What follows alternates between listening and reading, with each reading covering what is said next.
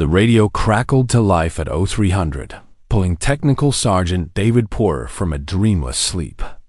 He rolled from his bunk in the communications bunker at Thule Air Base, Greenland, his breath misting in the perpetual cold. The voice on the other end was distorted, breaking through layers of static and distance. ... Porter ... If you're listening, it's about your uncle ...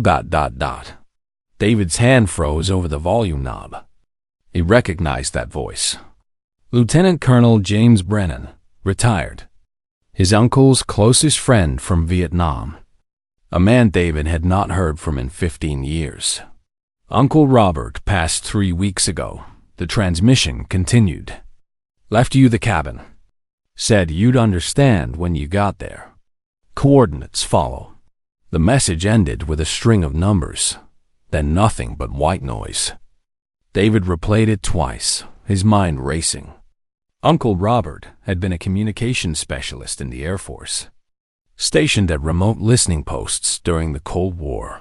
After retirement, he had vanished into the wilderness of northern Montana, cutting contact with everyone, including David. David had tried to visit once, 10 years ago, but the old man had turned him away at gunpoint. Not safe, Robert had said through the door. Go back to your base. Forget about me. Now he was dead, and David had inherited whatever secrets the cabin held. David requested emergency leave and was granted 2 weeks. He packed light, his service jacket, a duffel of cold weather gear, and his father's old compass. The coordinates led to a remote valley 60 miles from the nearest town, accessible only by rough logging roads that disappeared under winter snow. He rented a 4-wheel drive truck and drove north, leaving civilization behind. The landscape grew harsher, more isolated. Pine forests gave way to barren ridges and frozen lakes. On the second day, the road ended at a collapsed bridge. David continued on foot, his boots crunching through knee-deep snow. The cabin appeared at dusk, a dark shape against the white expanse. It was larger than David expected, built from heavy timber with a reinforced door and windows covered by steel shutters. Smoke should have been rising from the chimney if anyone lived here, but there was nothing. Just silence and cold. David tried the door. Locked. He found the key under a stone marked with a faded Air Force insignia, exactly where Uncle Robert's message had said it would be. The door swung open with a groan, releasing a wave of stale air that smelled of dust and old coffee. Inside, the cabin was frozen in time. Maps covered the walls, marked with cryptic symbols and coordinates. A massive radio setup dominated one corner, ancient vacuum tubes and dials that belonged in a museum. On the desk sat a leather journal, its cover embossed with Robert's name and rank. David opened it. The first entry was dated 40 years ago. If you're reading this, David, then I'm gone, and you've come looking for answers. I'm sorry I pushed you away. I had to protect you. What I discovered here, what I've been monitoring all these years, it's bigger than both of us. They told me to forget it. They threatened me, but I couldn't stop listening. David's pulse quickened. He flipped through the pages. Surveillance logs. Encrypted transmissions. References to a classified operation called Silent Echo. And then, near the end, a final entry. They're coming. I can hear them on the frequencies. They know I kept the records. The evidence is hidden beneath the floorboards, marked with coordinates. If anything happens to me, David, you have to finish this. You have to make them answer for what they did. David looked up at the radio equipment, its dials dark and silent. Outside, the wind howled through the pines. Somewhere in this cabin, Uncle Robert had hidden proof of something the Air Force wanted buried. David knelt and began pulling up the floorboards. Beneath the third plank, he found a metal case sealed with military-grade locks. And beside it, a photograph of Uncle Robert standing with 3 other airmen, their faces young and confident.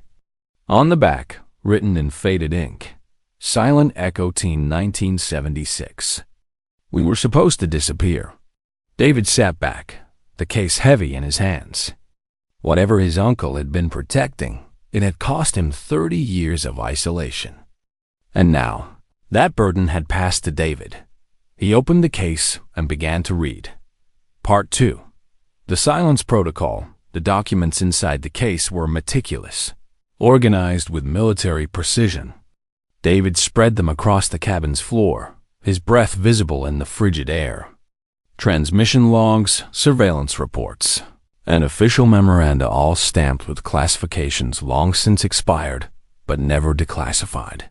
Operation Silent Echo had been a Cold War project, one of dozens designed to monitor Soviet communications from remote listening posts scattered across the Arctic Circle. Uncle Robert's team had been stationed at an abandoned radar facility in Alaska, tasked with intercepting encrypted transmissions and reporting anything unusual. According to the logs, they had found something in January of 1976. The team picked up a series of transmissions on an unauthorized frequency. The signal originated from within American airspace, specifically from Elmendorf Air Force Base. The content was encrypted using Soviet codes. Robert's handwritten notes filled the margins. We reported it immediately. Command told us to stand down. Said it was a training exercise. But the transmissions continued for 3 months. Always at night. Always on the same frequency. David read further. The team had disobeyed orders and continued monitoring. They recorded everything, building a comprehensive file of evidence, suggesting that someone at Elmendorf was passing classified information to Soviet intelligence. When they submitted their findings to the Inspector General, they were told to destroy the recordings and never speak of it again. But Robert had kept copies. The final report in the case was a transfer order, dated March 1976. All 4 members of the Silent Echo team were reassigned to separate bases across the globe, effective immediately. No explanation. No debriefing. Just silence. David found photographs of the other 3 team members. Captain William Torres, Staff Sergeant Angela Reeves, and Airman First Class Thomas Grant. He cross-referenced their names with the personnel database on his phone. Using the satellite link he had brought for emergencies, Torres was listed as deceased killed in a training accident 6 months after the reassignment. Reeves had retired honorably and moved to Arizona. Grant's file was redacted, marked with a classification David's clearance could not access. David's hands trembled as he closed the case. His uncle had not been paranoid. He had been right to hide. Someone had buried this operation, and they had been willing to kill to keep it quiet. The radio in the corner suddenly hissed to life. David spun around, his heart pounding. Static filled the room. Then a voice broke through, mechanical, distorted, like it was being filtered through layers of interference. Sergeant Porter, you should not have come here. David grabbed the microphone. Who is this? You are not authorized to access those materials. Return them immediately. How did you know I was here? David demanded. We've been watching the cabin for 30 years. We knew someone would come eventually. David's blood ran cold. He glanced at the windows, suddenly aware of how exposed he was. The shutters were closed, but if they had been monitoring the cabin, they knew he was alone. My uncle died protecting this information, David said. I'm not just handing it over. Your uncle was a fool, the voice replied. He should have destroyed the evidence when he had the chance. Now you've inherited his mistake. Who are you protecting? David asked. Who was the mole? The static grew louder, almost deafening. Then the voice spoke again, colder this time. You have 12 hours to leave the cabin and return the case. If you do not comply, we will classify this as a security breach. You will be detained, dishonorably discharged, and the evidence will be confiscated. No one will believe you. The transmission cut out. David stood in the silence, his mind racing. They were bluffing. They had to be. If they could have taken the evidence by force, they would have done it years ago. But something had stopped them. Maybe Robert's reputation.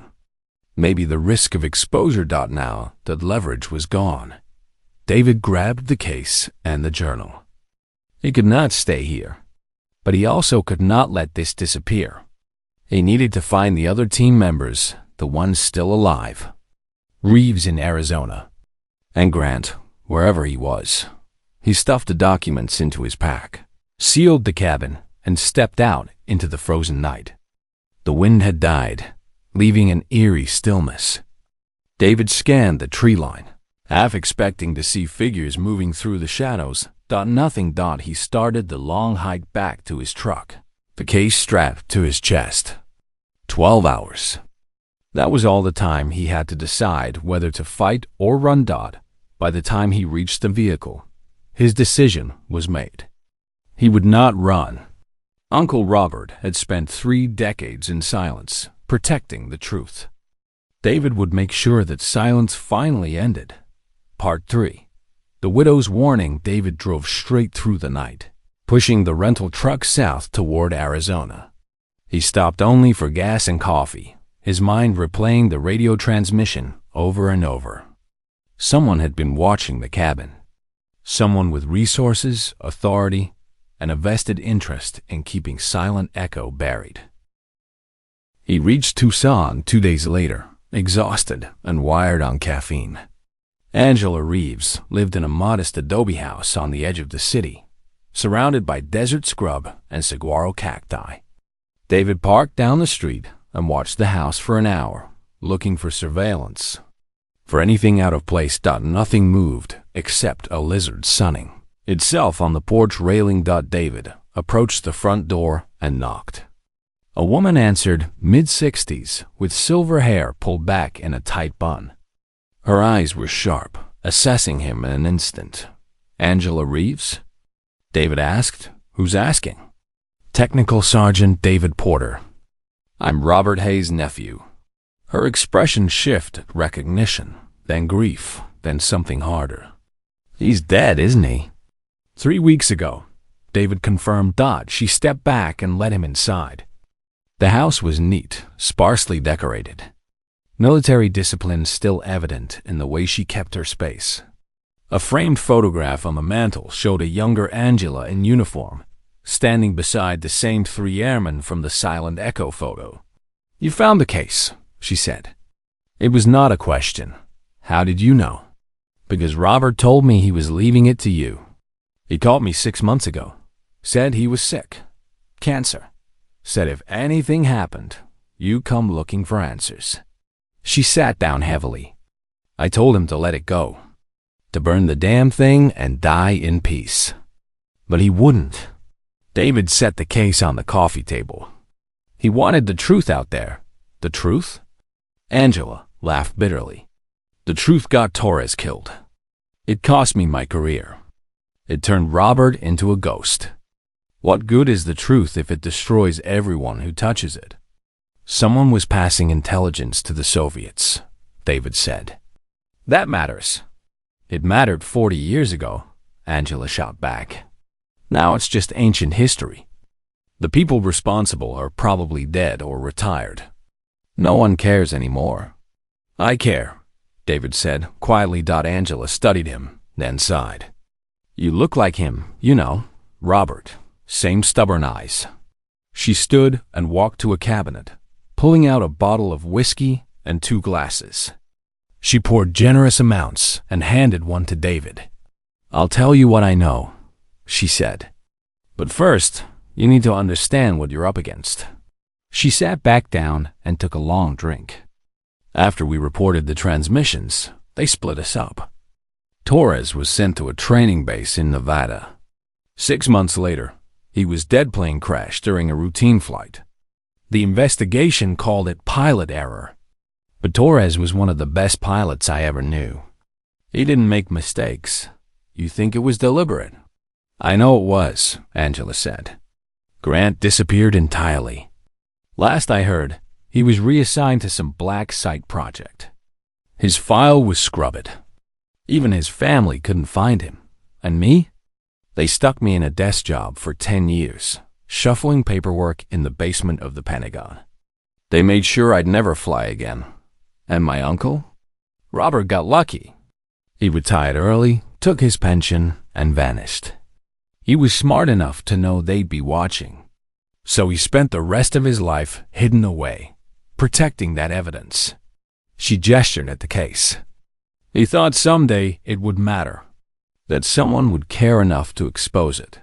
What about the mole? David pressed. Who was it? Angela shook her head. We never found out. The transmission stopped right after we were reassigned. Whoever it was, they got away with it. David opened the case and pulled out the surveillance logs. These transmissions were coming from Elmendorf. There has to be a way to trace them back to the source. Angela leaned forward, squinting at the pages.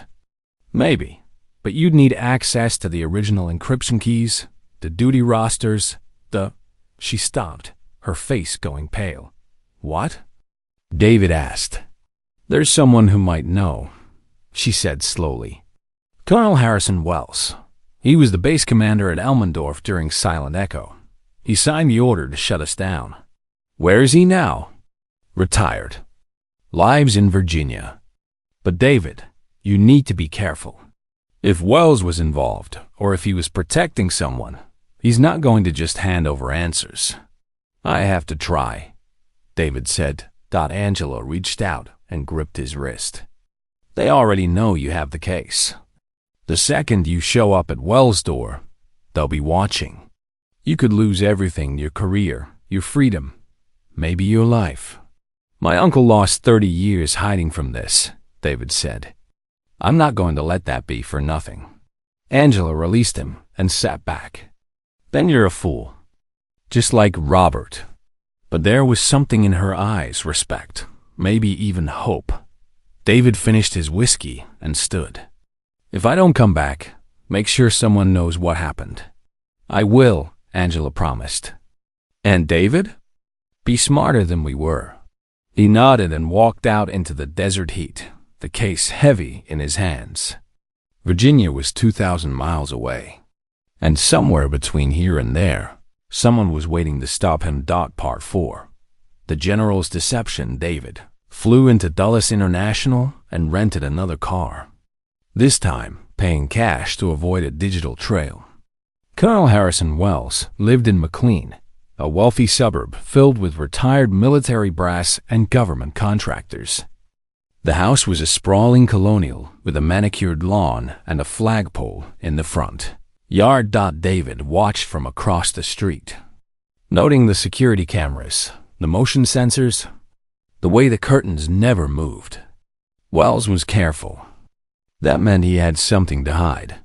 David waited until dusk, then approached the front door and rang the bell. A housekeeper answered, a middle-aged woman with tired eyes. I'm here to see Colonel Wells, David said, showing his military ID. It's urgent. She hesitated, then nodded. Wait here. A few minutes later, an older man appeared, tall, silver-haired, with the ramrod posture of a lifelong officer. His eyes were cold, calculating. Sergeant Porter, Wells said. I've been expecting you. David's stomach dropped. How do you know my name? Because I make it my business to know who's digging into old wounds. Wells gestured toward the study. Come inside. We should talk privately. David followed him into a wood-paneled room lined with commendations and photographs. Wells poured himself a bourbon and sat behind a massive oak desk. You have the Silent Echo files, Wells said. Your uncle was stubborn enough to keep them, and now you're stubborn enough to chase ghosts. Those files prove someone at Elmendorf was committing treason, David said. You shut down the investigation. Why? Wells took a slow sip of his drink. Because the investigation was based on a misunderstanding. The transmissions your uncle intercepted were part of a sanctioned operation. A double agent feeding false intelligence to the Soviets. It was compartmentalized. Your uncle's team wasn't cleared to know about it. That's a lie, David said. If it was sanctioned, why split up the team? Why kill Torres? Wells' expression did not change. Torres died in an accident. Tragic, but unrelated. Convenient. Wells set his glass down, his gaze hardening. Sergeant, you're playing a dangerous game. You're accusing senior officers of crimes based on incomplete information.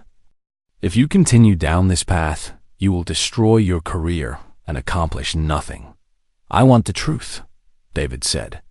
The truth is classified, Wells replied. And it will stay that way.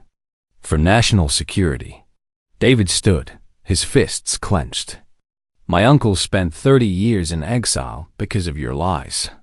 He died protecting evidence that could— Your uncle was a paranoid recluse, Wells interrupted. He chose isolation. No one forced that on him.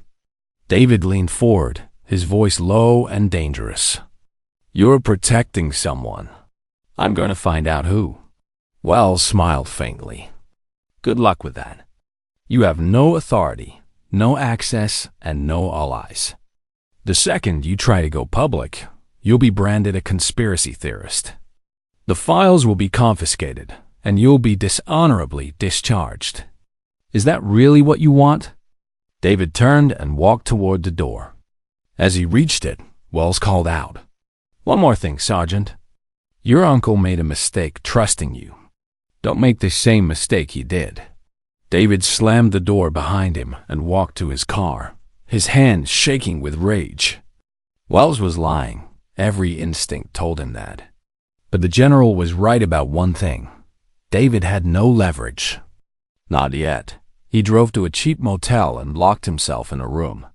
He pulled out the case and began combing through the documents again, looking for something he had missed. There had to be a thread, a name, a connection that would break this open. Then he found it. Buried in the surveillance logs was a reference to a maintenance contractor who had been granted unusual access to the communications facility at Elmendorf. The name was redacted, but the service dates matched the timeline of the transmissions. David cross-referenced the contractor records with the base's personnel files and found a single entry, Orion Technical Solutions. A quick search revealed that Orion had been a front company, dissolved in 1977, but its parent corporation still existed, Brennan Defense Systems, owned by retired Lieutenant General James Brennan, the same Brennan who had sent David the radio message about Uncle Robert's death. David's pulse raced. Brennan had not been helping him. He had been monitoring him, waiting to see if David would uncover the truth. And now David knew why Brennan had been the mole. David grabbed his phone and called Angela Reeves. I need Grant's location. Now. Why? Because Brennan was the mole, and if Grant's still alive, he's the only witness who can prove it. There was a long silence. Then Angela spoke, her voice grim. Grant's in a VA facility in Colorado. But David, he's not well. They say he's been in and out of psychiatric care for years. Send me the address, David said. This is it, Angela warned. If you go after Brennan, there's no turning back. I know, David said. And he meant it. Part 5. The broken witness. The VA facility sat in the shadow of the Rocky Mountains, a sprawling complex of low buildings surrounded by pine forests. David signed in at the front desk, claiming to be a family friend visiting Airman Thomas Grant. The nurse led him down a sterile hallway to a common room where patients sat in wheelchairs or shuffled aimlessly, their eyes vacant. Grant was in the corner, staring out a window at the mountains. He was thin, gaunt, his hair streaked with gray, despite being only in his early 60s. David sat down beside him. Thomas Grant? Grant did not respond. My name is David Porter. I'm Robert Hayes' nephew. At the mention of Robert's name, Grant's eyes flickered. He turned slowly, his gaze focusing on David for the first time. Robert, Grant whispered. Is he? Is he here? No, David said gently. He passed away. But he left me something. Evidence from Silent Echo. Grant's face crumpled. We were supposed to stay quiet. They said if we stayed quiet, we'd be safe. Who said that? David pressed. Brennan, Grant said, his voice trembling. General Brennan. He came to us after they shut us down. Told us if we talked, we'd disappear. Like Torres. What did Brennan have to do with the transmissions? Grant's hands shook. He was the one sending them, using the contractor access.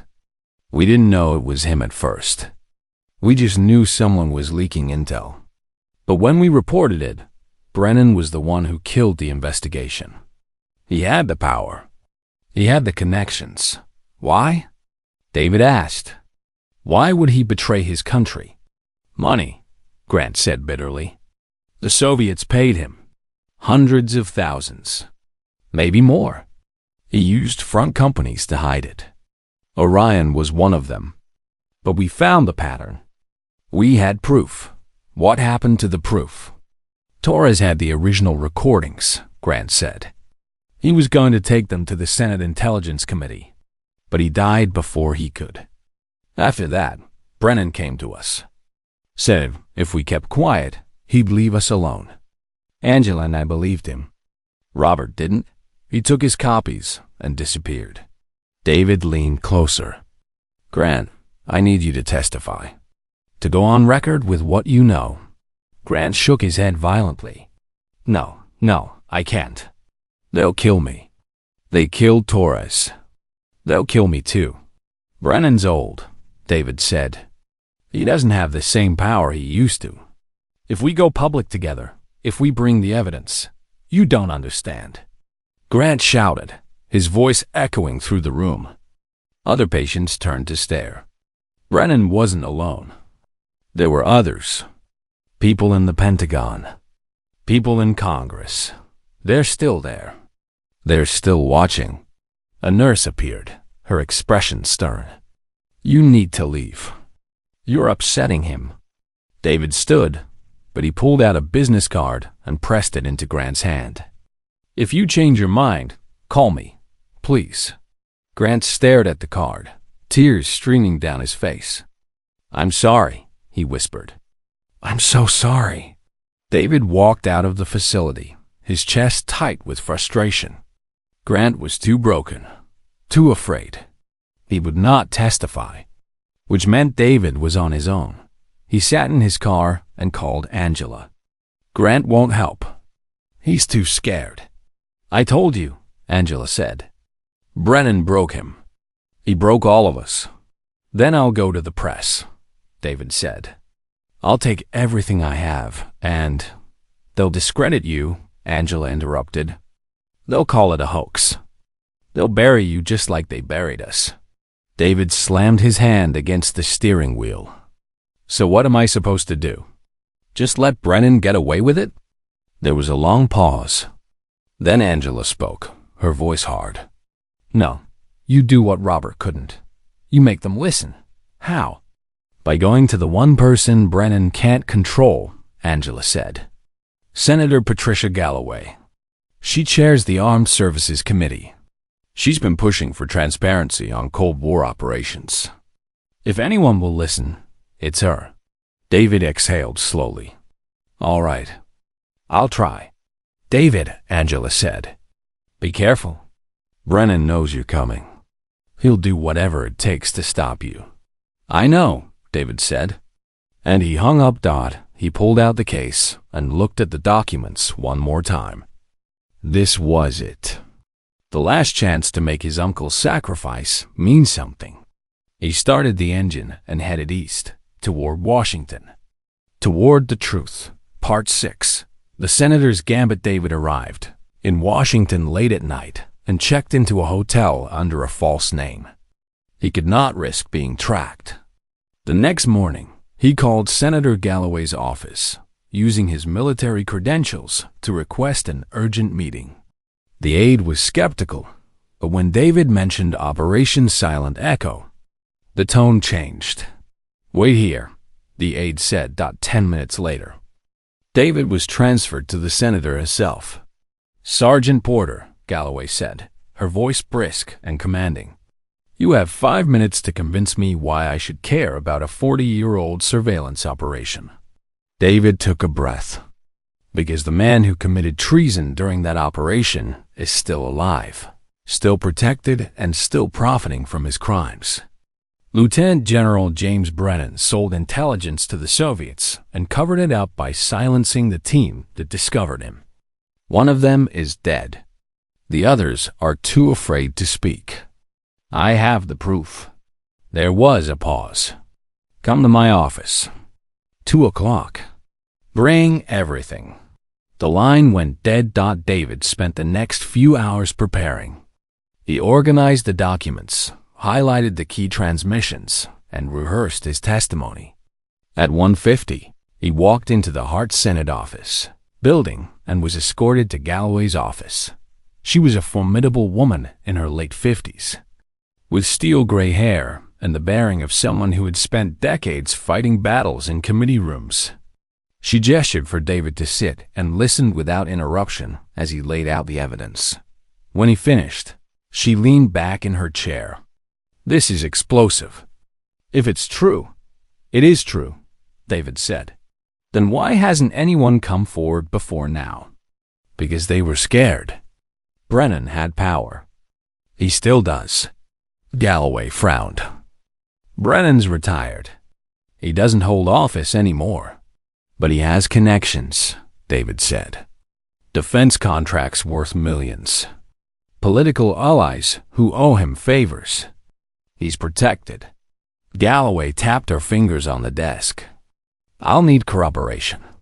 Independent verification. If I bring this to the committee without airtight proof, Brennan will destroy both of us.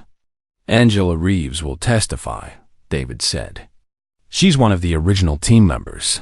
And the others? Thomas Grant is too unstable. Robert Hayes is dead. Galloway sighed. That's not enough. I need more. Documents, recordings, financial records tying Brennan to the payments. David's heart sank.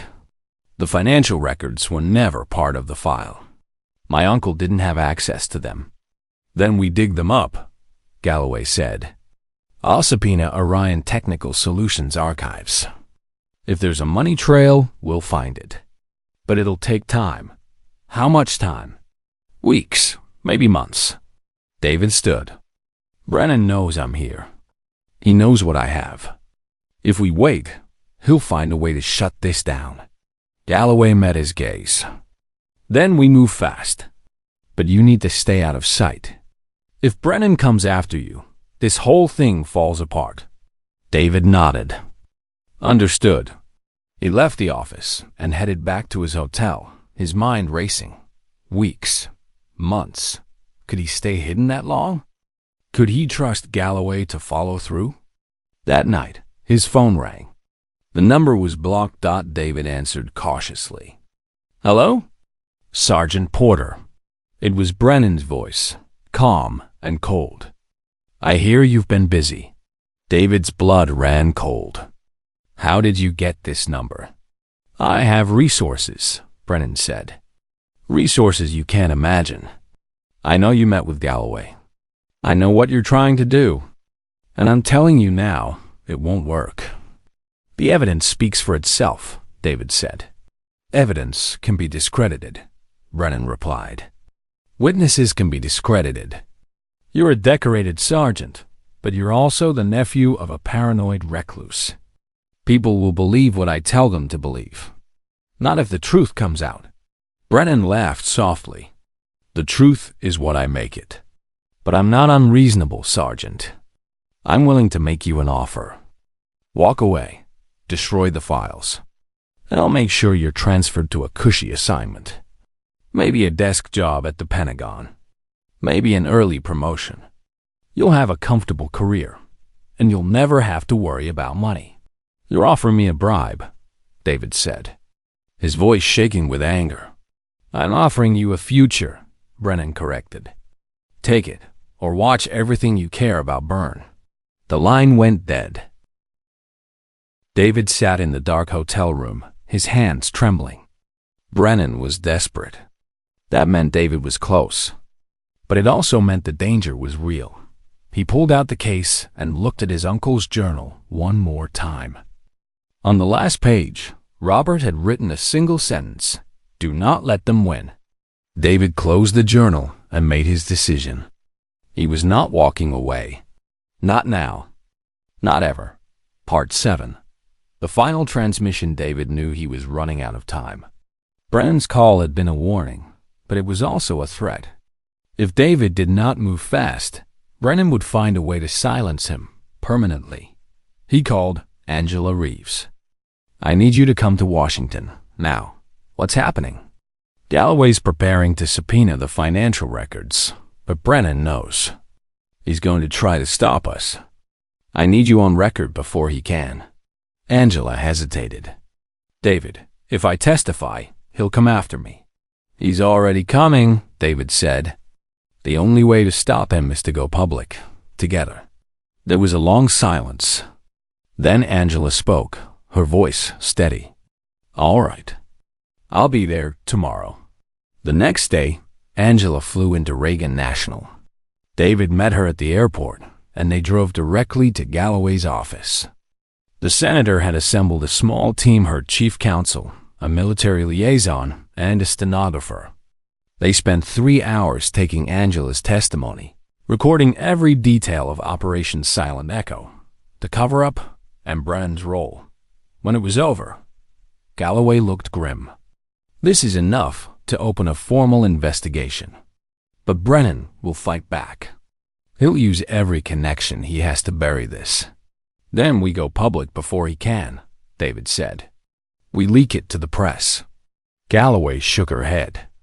"If we leak it, we lose control of the narrative. It becomes a media circus. We need to do this through official channels." "Official channels take time," David argued. "And time is what Brennan's counting on." Galloway stood. "Give me 48 hours. I'll convene an emergency hearing. We'll bring in the Inspector General, the Defense Department, everyone who needs to hear this. But you have to trust me." David exchanged a glance with Angela. She nodded. "All right," David said. 48 hours. They left the office and returned to David's hotel. That night, David could not sleep. He kept replaying Brennan's threat, wondering what the general would do next. He got his answer at 3 in the morning. The fire alarm went off, shrieking through the hallway. David bolted upright, his instincts screaming danger. He grabbed the case and his jacket and ran to the door. Smoke was already seeping under the frame. He kicked the door open and stumbled into the hallway. Flames licked up the walls, spreading impossibly fast. This was not an accident. Someone had set the fire deliberately. David ran toward the emergency exit, his lungs burning. He burst out into the cold night air and collapsed on the pavement, coughing violently. Fire trucks wailed in the distance. Angela stumbled out behind him, her face streaked with soot. "They tried to kill us," she gasped. "We need to move," David said, pulling her to her feet. Now, they grabbed a taxi and headed to a safe house Angela knew, a friend's apartment in Alexandria. David called Galloway immediately. "Someone just tried to burn down my hotel," David said. "Brennan's not waiting anymore." Galloway's voice was tight. "I'm moving up the hearing. Tomorrow morning. 9 and be ready."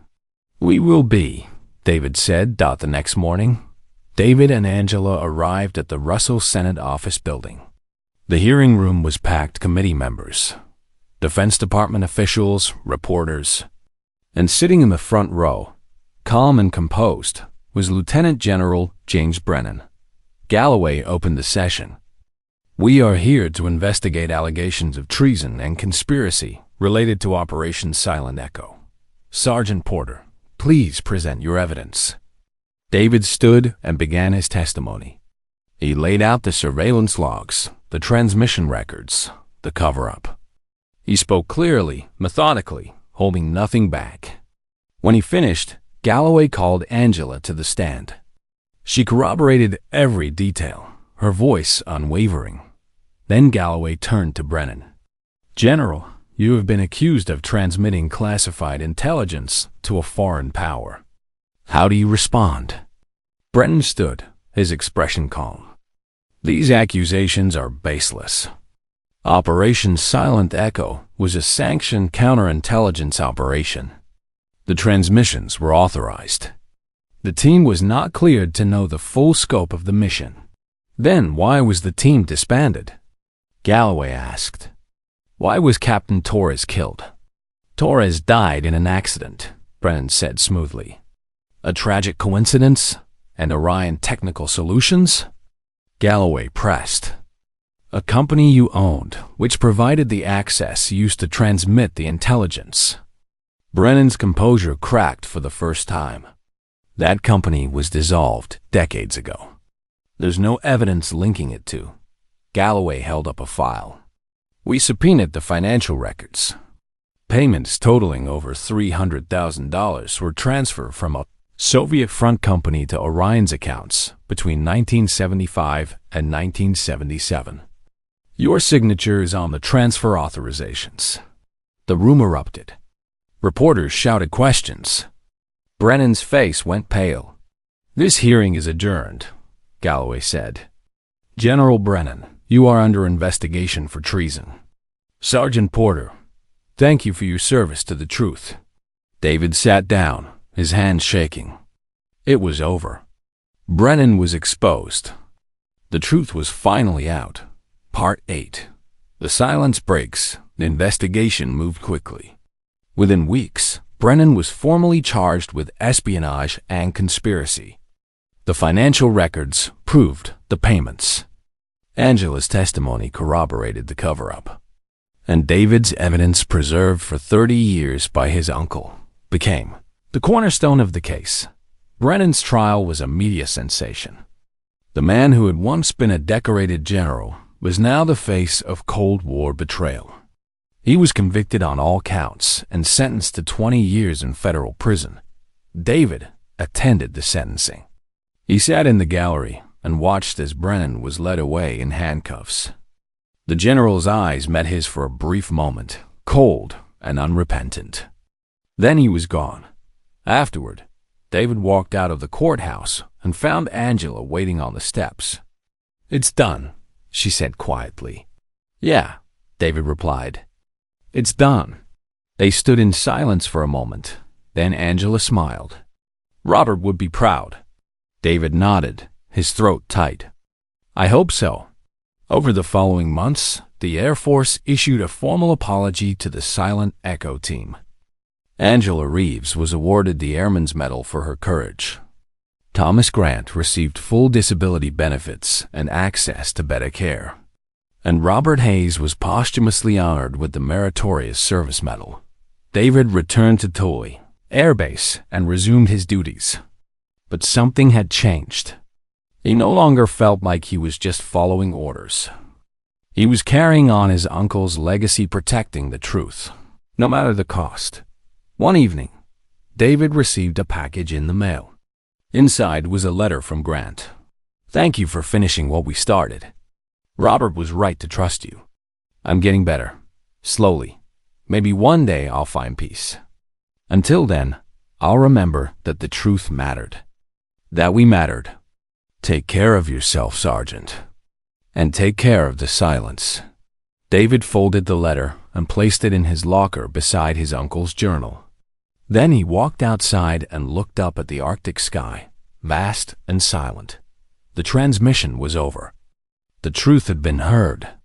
And finally, after 30 years, the silence had broken.